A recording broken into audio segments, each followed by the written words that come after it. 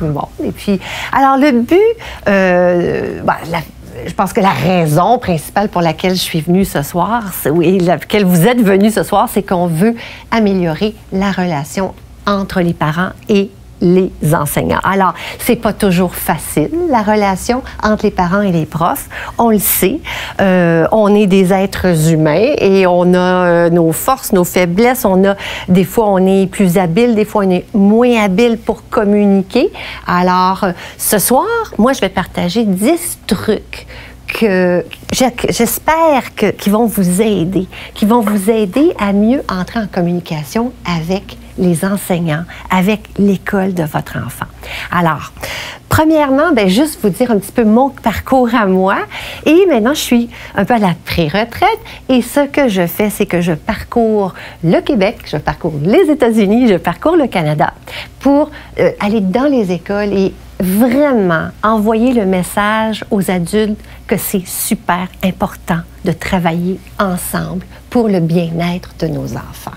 Alors, papa, maman qui travaillent dans le même sens, le prof, le parent qui travaillent dans le même sens, que tous les adultes qui travaillent autour d'un enfant, qu'on soit capable de bien envoyer des messages cohérents à nos enfants. Alors, comment est-ce qu'on fait ça? Puis comment est-ce qu'on peut mieux travailler ensemble entre nous, les parents et les enseignants? C'est pas toujours facile. Alors, donc, j'ai mis la porte ici, la porte d'un directeur d'école comme image, parce que ça me rappelle mes heures comme directrice. J'en vois 2 ici qui disent c'est tout un défi. Puis je me rappelle à quel point je devais gérer des conflits, pas juste entre les enfants qui chicanaient pendant l'école, là. C'était plus des conflits entre les adultes. Ça n'arrêtait pas. C'était 2 profs qui chicanaient, un prof contre un parent, un autre parent contre un prof, un groupe de parents contre un groupe de profs. Je veux dire, c'était vraiment difficile. Puis je me disais, quand je vais sortir de l'enseignement puis que je serai vieille, je vais vraiment tenter d'en faire ma mission que d'aider les adultes à mieux s'entendre entre eux dans le domaine de l'éducation parce qu'il y a du travail à faire, il y a beaucoup d'éducation à faire. Alors, 2 personnes qui se rencontrent, se connaissent pas. Quelles sont leurs chances de connecter de façon naturelle? Tu sais, quand tu dis ça clique avec une personne ou ça clique un petit peu moins, c'est quoi les chances de connecter, vous pensez? Ils ont 40% de chances de bien connecter de façon naturelle selon notre style de personnalité. Bien, ça fait quoi? Ça fait en sorte que on a 60% de chances de ne pas bien connecter. Bien, c'est pareil pour la relation entre vous, le parent, et l'enseignant. Alors, des fois, ça va juste connecter. Est-ce que ça vous est arrivé à vous tomber sur une année là, où le prof vous a adoré, le prof dit c'est le meilleur prof au monde, mais mon Dieu, qu'elle est bonne puis qu'elle comprend mon enfant. Ça vous est déjà arrivé? Puis ça vous est déjà arrivé aussi une année où vous avez dit moi, ça va être dur. L'année va être longue. Mais c'est intéressant parce que peut-être que pour vous, ça va être plus difficile avec cet enseignant-là, mais votre voisin, lui, ça va être super facile. Alors, des fois, c'est juste une façon, un style qui correspond peut-être pas au nôtre, puis qui va rendre la conversation ou la relation un petit peu plus difficile. Alors, notre enfant, là, on n'est pas les seuls à les élever. On n'est pas les seuls à les encadrer puis à les entourer comme parents.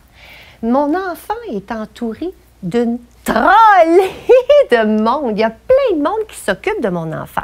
D'où vient l'importance pour ces gens-là et tous ces adultes-là de se parler puis d'entrer en relation correctement entre eux? Bien, je vais vous montrer.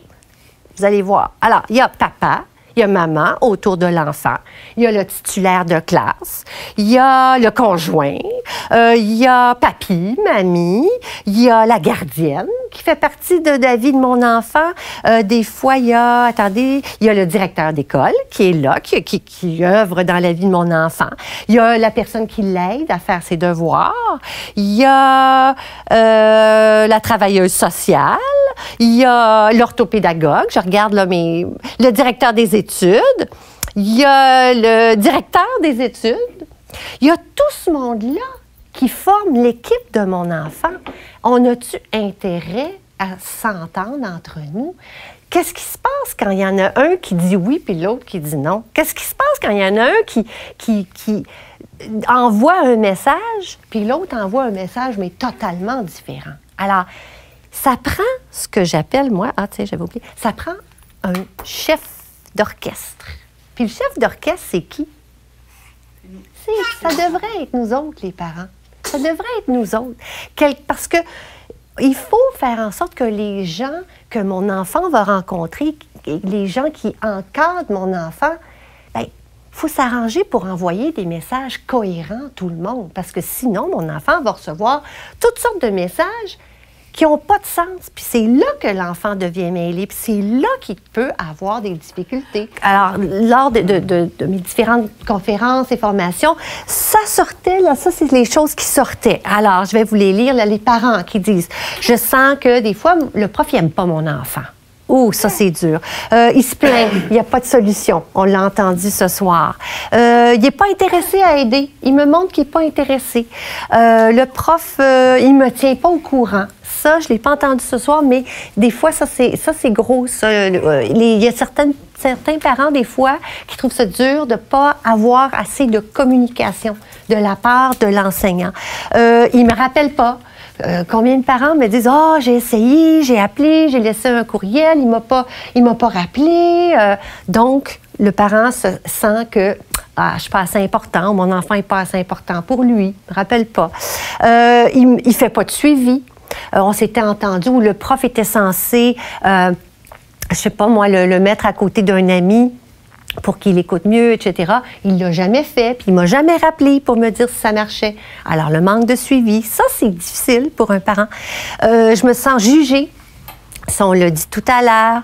Il est injuste. Je me sens impuissant. Ça aussi, c'est ressorti tout à l'heure. Et je n'ose pas l'appeler. Ça, je l'entends tellement de fois. Puis on va en parler tout à l'heure. Alors, une des raisons principales pour lesquelles il y a des petites frictions entre les parents et les enseignants, c'est les punitions et les sanctions. Alors, et ensuite vient la surveillance et la relation entre les élèves. Alors ça, c'est souvent des sujets de discorde. Alors ça aussi, on va partir de ce principe-là où on est tous des êtres humains avec nos forces et nos faiblesses aussi. Alors, on va passer au premier truc.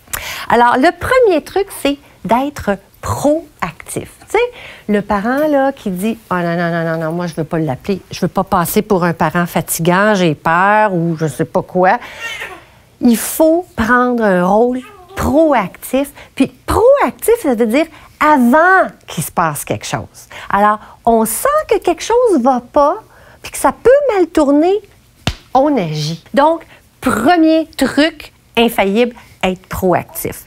Le deuxième, c'est que je dois agir comme le leader de l'équipe. Tu sais, tout à l'heure, on a parlé d'être le chef d'orchestre de toute cette équipe-là, de tous ces gens qui travaillent autour de mon enfant.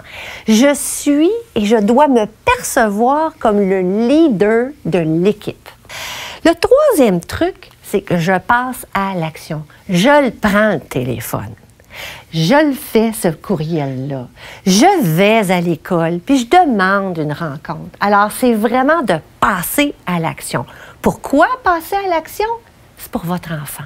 C'est pour son bien-être. C'est pour ça que vous devez être le leader, puis c'est pour ça que vous devez passer à l'action. Alors, le quatrième truc, c'est la communication. J'utilise le bon moyen de communication. Bien, d'après vous, il y a combien de façons que je peux utiliser pour communiquer avec l'enseignant? Comment est-ce qu'on communique d'habitude avec l'enseignant? Facebook. Facebook. Ah, oui, par Facebook? OK. Ça, je n'avais pas pensé le mettre, oui. Ah, un mot dans l'agenda. Un mot dans l'agenda. OK. Un courriel. Courriel. Téléphone. Téléphone. Et l'autre, la dernière, c'est en En personne. Alors voilà, ce sont, disons, les 4 façons, et là, on va ajouter Facebook à ma panoplie, mais ce sont les 4 façons différentes de rencontrer l'enseignant ou de contacter l'enseignant.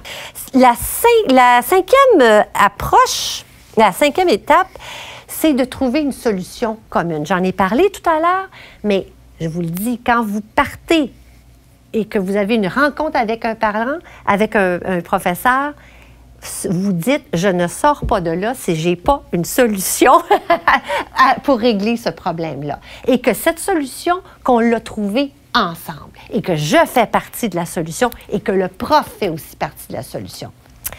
6e truc, ne jamais agir sous le coup de la colère. La colère est mauvaise conseillère, ça c'est certain. Et surtout avec l'enseignant, ça c'est sûr. Est-ce que vous en avez déjà vu des parents en colère? Oui. Oui. Hein? Oui. Alors, est-ce que ça a donné des bons résultats? Moi, j'ai jamais vu un parent qui est en colère et qui est entré avec force et colère à l'école, parler vraiment durement à un enseignant ou à un directeur d'école, ça porte pas fruit. Tout ce que ça fait, c'est que c'est de la violence qui monte et qui monte et qui monte. On peut être en colère, là. On a le droit d'être en colère, là. Ça ne veut pas dire qu'il ne faut pas être en colère, mais tout est dans la façon aussi de le dire et de dire les choses. Mais ça, c'est vraiment important à souligner. Alors, les 10 trucs, si on les résume, je suis proactif. Je suis un leader de l'équipe. Je passe à l'action. J'utilise le bon moyen de communication. À la rencontre de parents, je suis constructif, est-ce que vous voyez la même chose que moi? Et je suis orientée vers la solution et j'utilise les 7 approches gagnantes. Ne pas agir sous le coup de la colère, exprimer vos inquiétudes, m'adresser à la personne concernée, informer et tout est dans la façon de communiquer. Alors, pour que ça clique entre vous et l'enseignant, il faut travailler dans le même sens. Et c'est ce que je vous souhaite du plus profond de mon cœur. Et vraiment, je vous encourage à en parler aux autres parents et à aider les parents à aller parler aux enseignants, à être de bons leaders et à être de bons parents leaders. Alors, j'espère que vous avez apprécié. Je vous remercie de votre coopération. Vous avez été un beau groupe, même si on était un petit groupe. Je vous remercie. Vous avez vraiment collaboré, participé.